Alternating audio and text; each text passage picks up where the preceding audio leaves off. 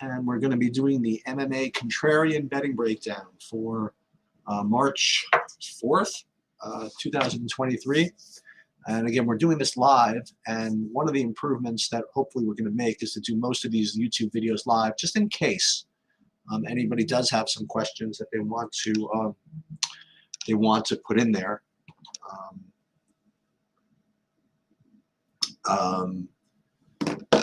And we're also going to do a better job of trying to announce ahead of time when these things are going to be going live. But the problem is that I mean my schedule is so swamped with my actual business and other stuff that I don't know exactly when I'm going to be able to do it. So from now on, I mean, just make sure you hit subscribe in the YouTube, and then if you get a notification and it's something that you want to see, you can get in there. So again, the way we approach MMA betting is obviously very different than DFS, and it's also very different than most of the MMA betting breakdown shows that you'll see, because what we try to do here is the same thing that we do, meaning me, with respect to analyzing stock market theory and other sports betting theory. Basically, there are only two ways to get an edge in betting into anything, you know what I mean, where there's a VIG. And one is to make the assumption that, well, I mean, you have to make the assumption that there's something wrong with the line, right? You have to assume that there's something wrong with the line that you know better one way or the other. And as difficult as that is, you know, there are two ways to do that. One is to just be able to out-analyze everybody.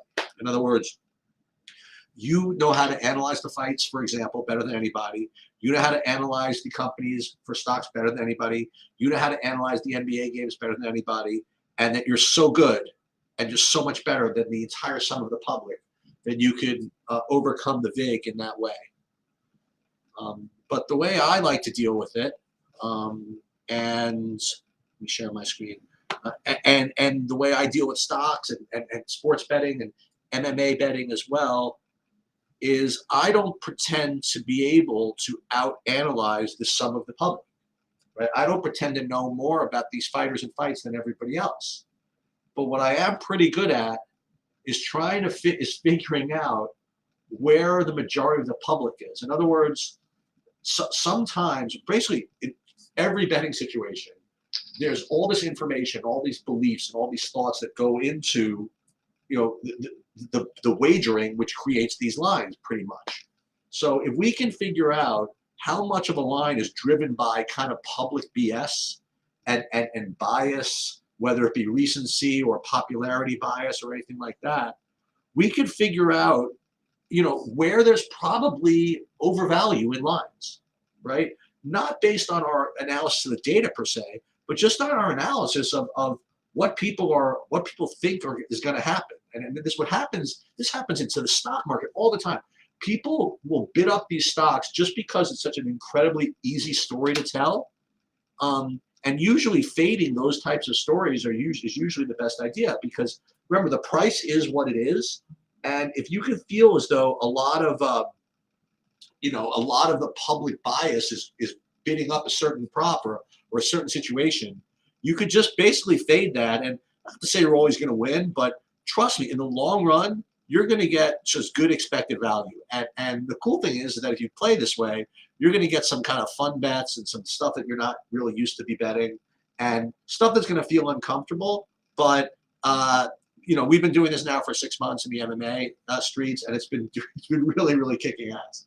And it's kind of a fun sweat. And it's not only that, but it's kind of fun to do these breakdowns in this way. So what we're going to try to accomplish here, let's share my screen. Sorry about that. Share screen. Entire screen. Is we're going to go through these fights, and the reason why we do it at the end of the week instead of at the beginning is because I get a sense after like watching content and absorbing all these takes of what the public and what the overall view of what's supposed to happen in these fights. And sometimes the line just kind of tells the story.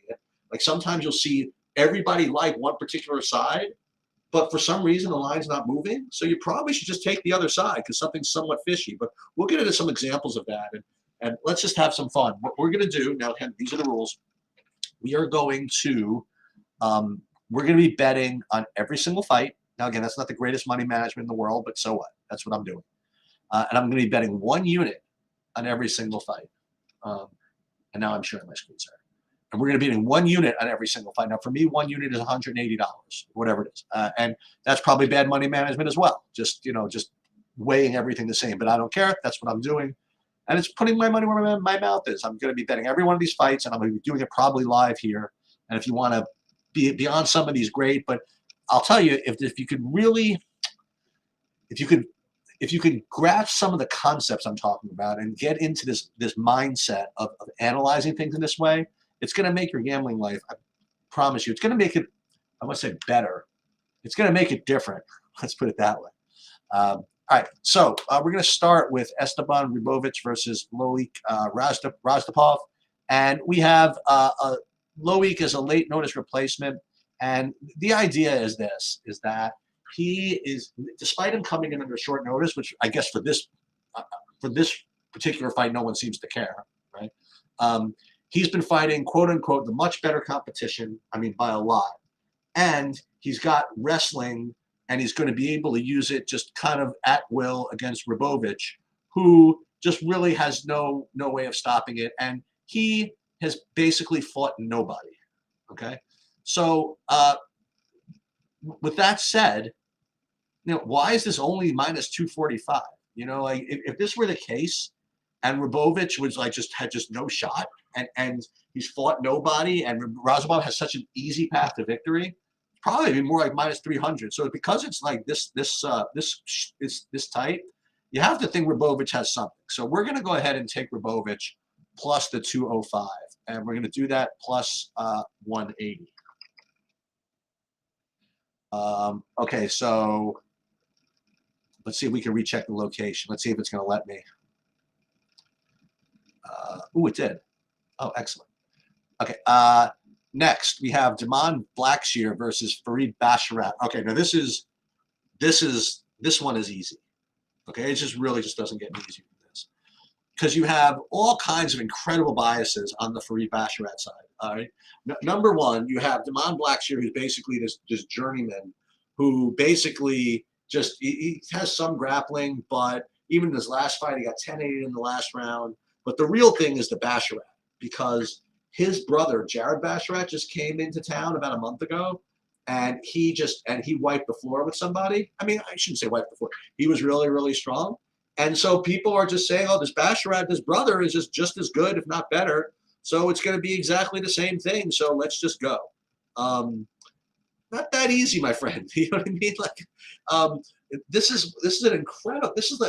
Usually there's recency bias for an actual fighter, but now it's like recency bias of a fighter having nothing to do with him. I mean, I really think that people believe that this is the same Basharat as the other guy.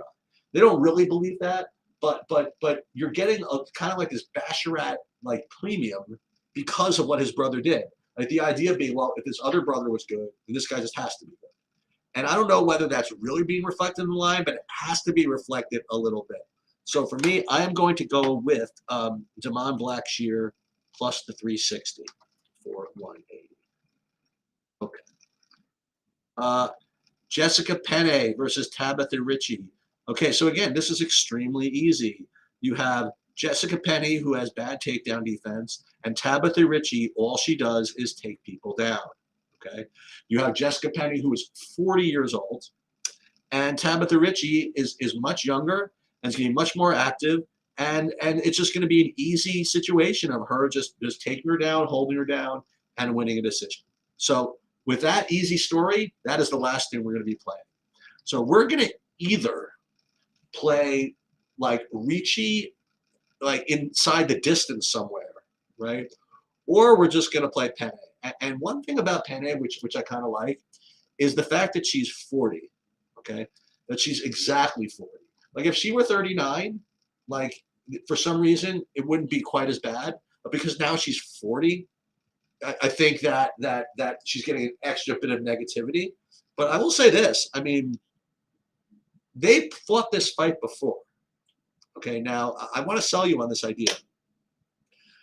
They didn't fight this exact fight before, but they fought a very similar fight before.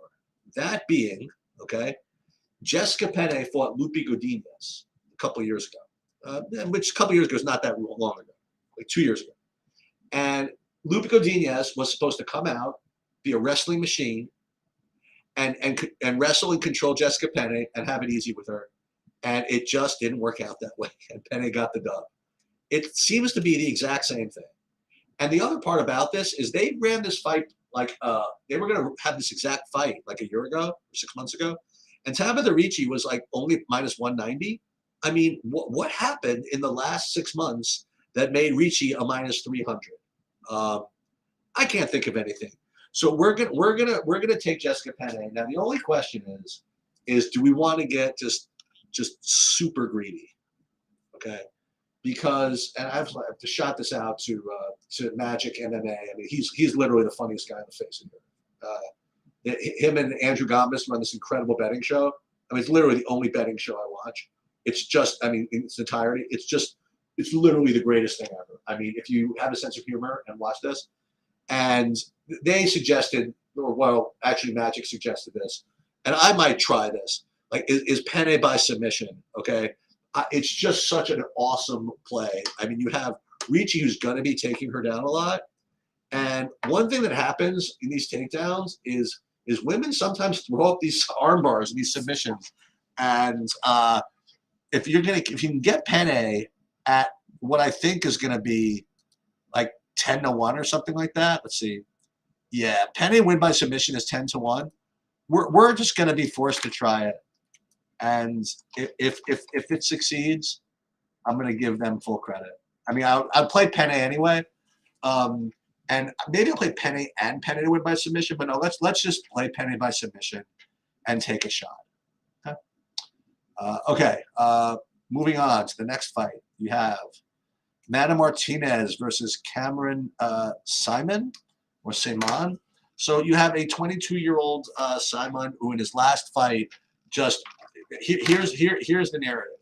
Okay, he was really not he was fighting a lot of adversity and then he came all the way back and he had quote unquote unlimited cardio, and he was able to overcome adversity and get there in like the second or third round.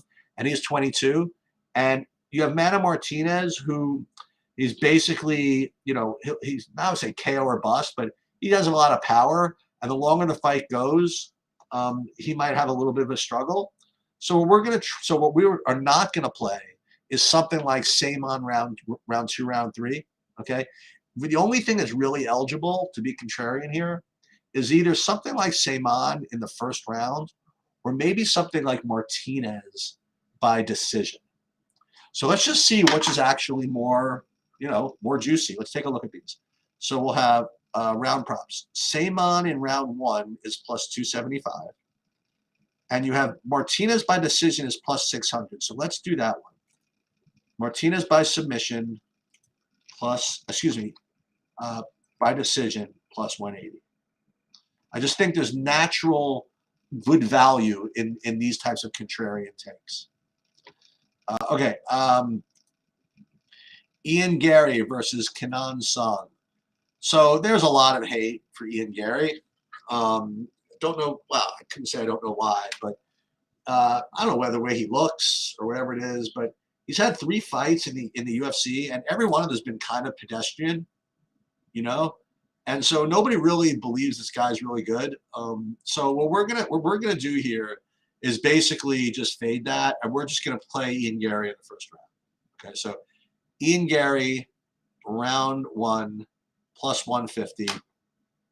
We'll just hope that this is just basically a fixed fight for him, and then he takes it down in the first round. I was considering going round 2, but you don't get as much of a jump as you usually get from the round 1 to round 2.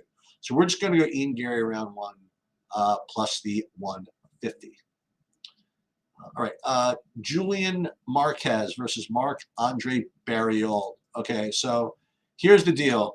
From what I hear, Barriault is kind of a pressure fighter, right? It's not much of a finisher, but he's going to probably try to push Marquez up against the cage.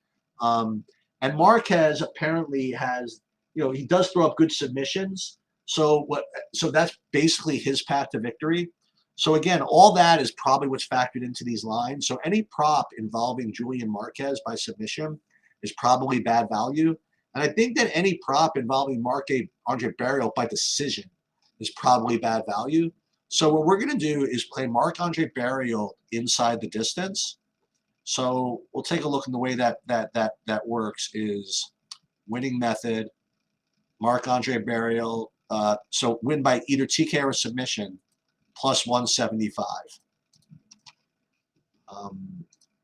or 180. Okay, Viviane Araújo versus Amanda Ribas. So this one seems kind of easy to me because I've seen a bunch of betting breakdowns and whatever, and I cannot find a soul that will take a stand on Ribas in this fight. You get Araújo, who has the power advantage, might even be okay with wrestling. They're saying Ribas' only path to victory is maybe getting some takedowns, but even so, Araújo just so much of a power advantage that she's going to overcome that. And if for a fighter who's basically getting 20-1 as far as support in the betting community, you'd think that she'd be like 20, like a 7-1 favorite. But the fact is, it's still like pick'em. So I don't know who's doing that. I'm gonna take Ribas and lay the 180, the 120. It's just such a stupid bet that it's probably likely to win. And the reason why I'm not betting her inside the distance, by submission or by decision, is if I do that, she's just going to end up submitting her. So let's just take a look. By the way, Ribas by decision would be Ribas. Let's see, fight props, not fight good decision, round props. Ribas by decision is only plus 130. I mean, no thanks. I almost want to bet her inside the distance, but I just don't see that. Okay, Derek Brunson versus Dricus du Plessis. This one is, again, it's really easy. Now, I'm not saying it's going to be an easy result, but it's easy to know what people are expecting. Okay, so here's the deal. Brunson might maybe get some takedowns or something like that, maybe in the first round, but du Plessis has way too much speed, way too much volume. He's way too aggressive, and he's going to take over the fight a little later. I'm seeing so much for this du Plessis in round 2, that type of thing, that whole narrative of him taking over a little bit late, that I just don't see it. Okay, well, it's not that I don't see it. I just think that's where the bad value is. The other thing that I see is this narrative that maybe his cardio is not so great. Okay, so you think that that's a little bit whatchamacallit, counterintuitive, right? That why is people playing round 2 and 3 if his cardio is not that great? But that's what you're getting. And the other thing that you're getting is that Brunson is 39 years old, and even his cardio is not so good. So what we're going to do, okay, we are going to bet du Plessis by decision. Okay, and part of it is this. Right? I would just play Brunson, just by himself, just with the money line. The thing is, I've just seen too much of the UFC recently where you could get your 5 takedowns out of Derek Brunson, but because du Plessis just got maybe the better shots in on the feet or something like that, and because, let's face it, Brunson's 39, they give the decision to du Plessis. I just would set myself up to get robbed if I took Brunson. So we're going to take du Plessis by decision plus 380. That's really, really long. Okay, moving on. We have Cody Garbrandt versus Trevin Jones. Okay, so this is, again, easy. Cody Garbrandt, hopeless chin. It's a terrible chin. That's literally all I hear. Cody Garbrandt, terrible chin.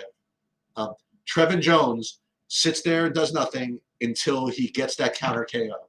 They talked about it in KOing Valiev and whatever it is. For someone who is a plus 150, I am getting so much of this Trevin Jones by KO or just Trevin Jones in general that there's just no way that line, I can play that. Just no way. That line's got to be bad. Okay. The other thing I'm hearing is that if Cody Garbrandt really wants to get this done, he'll be smart. He doesn't want to put himself in a position to get to get clocked by Trevin Jones. So maybe he'll like try to go for takedowns and win a decision to save his career. A little bit too much of that too. So we are going to go with Cody Garbrandt inside the distance. I don't know whether it's going to be round 1, 2, or 3 or what method. We will just go with him inside the distance. So winning method, Cody Garbrandt, TKO or submission, basically plus 100. All right, we'll just take that. Who's actually betting that? Beats me. I guess I will. What a terrible line, too. So terrible, just might work. All right, Bo Nickel versus Jamie Pickett. All right, so Bo Nickel is a minus 20 to 1 favorite. It's basically a fixed fight for him. I don't want to say fixed fight, but he's total insane hype train. I don't want to say that negatively, but he 3-time D1 champ, I think. Just missed the Olympic team, and he's gotten the UFC. He's gotten into MMA as 3 straight first-round submissions, I think. And they're giving him Jamie Pickett, who is basically everybody's most hated fighter. Okay, everybody most hated fighter. I mean, no, and I don't know why. I mean, he's perfectly serviceable. I mean, if you look at his record, he's got wins. I mean, he's got like 3 wins in his last like 6, 7 fights. I mean, it's not like. I mean, they're much. I've said this before in my DFS breakdown. There are definitely worse fighters that they have thrown into situations like this. Okay, so what people are resigned to is, listen, we know that Bo Nickel is going to finish in the first round. That's clear. The only question is whether you want to play him by KO, by submission, right? So what we're going to do is we are going to just close our eyes, okay? And we are going to do something where we get out of the first round, okay? So I guess what that means is that we are going to play Bo Nickel in round 2 at plus 450. So basically, we just need Pickett to survive the first round. Well, and then actually to lose. I wonder if we should instead just go to start round 2 plus 165. Now, because boy, oh boy, that is definitely an option. But let's do Bo Nickel round 2 for funsies. All right. Okay, we're in the main card now. And we are now at Mateus Gamrot versus Jalen Turner. So here we go. We have a stylistic nightmare for Jalen Turner, or so I've heard. Mateus Gamrot is a takedown machine. He took down Sarukian 100 times. He took down XYZ 100 times. He only lost to Beneil Dariush, who's one of the greatest grapplers in the world. And he's fighting Jalen Turner, who, even though he's won like 6 fights in a row or something like that, it's just a stylistic nightmare. And even though Gamrot's coming under a short notice, which for some reason nobody cares about this time, there's just no way Jalen Turner is going to get this done. And if Jalen Turner does win, it's probably just going to be by, just some lucky KO. So there's only 2 things we can really play here. Right? One is Jalen Turner by decision, or Jalen Turner just straight up. Okay. The thing about the Jalen Turner by decision, it's kind of interesting because, he could get that lucky judging situation. If Gamrot gets some takedowns, but whatever, but Jalen Turner wins the striking battle, they have been rewarding the strikers in these close decisions. So you do get that kind of vig here if you go Jalen Turner by decision. But I think that just in case Jalen Turner does get the KO, we're just going to bet him to win here. So Jalen Turner plus 185 for 180.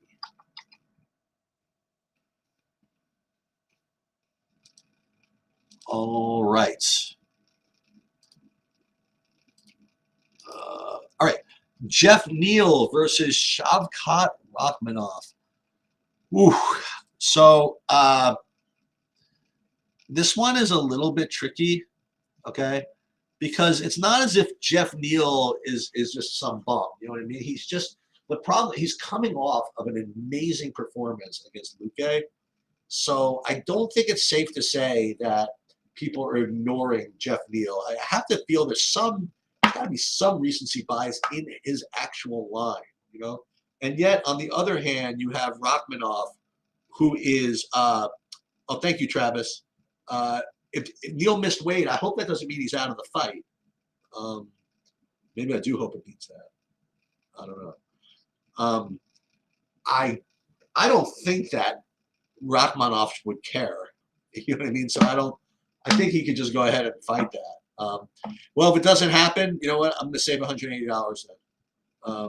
So the only thing I can do this fight, honestly. I mean, this is what you're getting. You're getting, you know, the only path O'Neal really that Jeff Neal really has is to win the striking battle and just extend him. Um, and Rachmaninoff, I mean, Rachmaninoff, maybe get a sub round one, round two. These are this is what really you're hearing. So I think the only real contrarian play we can make, and I think this makes sense, is we could play Rachmaninoff by decision. Okay. Let's just see, just for a hell of it, if Rachmaninoff by decision is better than say like Jeff Neal plus the 390. Let's see. You have Rachmaninoff, well, round three plus four.